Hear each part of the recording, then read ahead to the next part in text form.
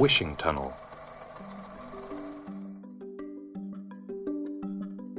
It all started at my sister's house. My sister lives right on the edge of town, right next to the woods. You know, you walk out of her backyard into the woods, and whenever I used to go play there with my nephews, we would go adventuring in the woods. And one time we found this hole in the mountain, and it basically just punches through the whole mountain.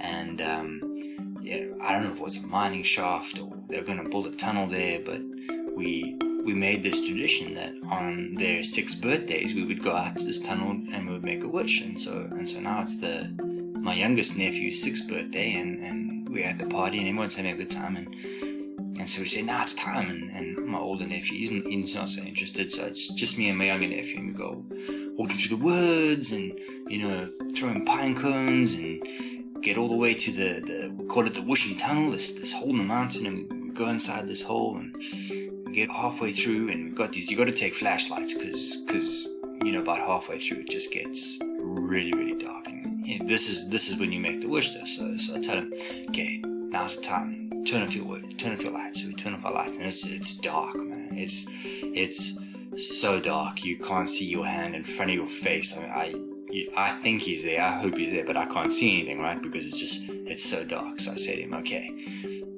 now's the time. You gotta shout your wish at the top of your lungs. It's pitch dark, and so he screams out, I want $1 million. So I said, no, you gotta wish. You got one, you gotta make a wish. I said, okay. He says, I wish I had $1 million. I mean, he shouted this out.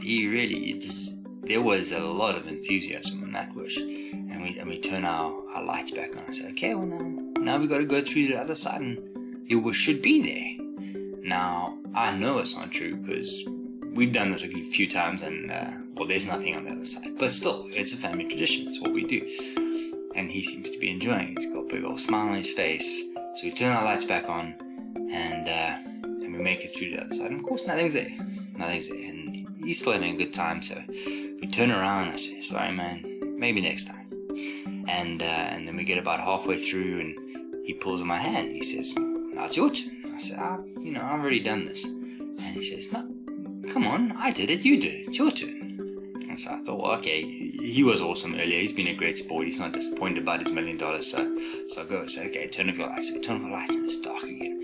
And then I think, and I just say the first thing that comes to me, I wish I was a werewolf.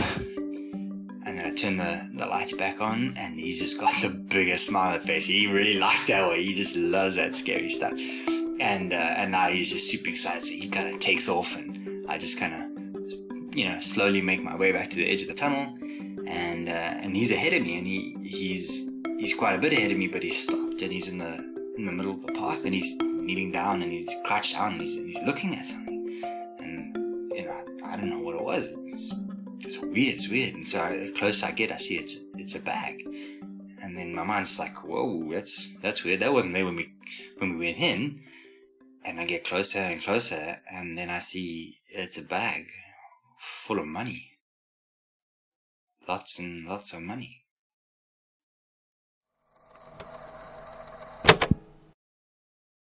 You've been listening to Wishing Tunnel, a story created by the Renegades of Koza. If you'd like to show your support or listen to more stories, visit us at wemadethisup.com.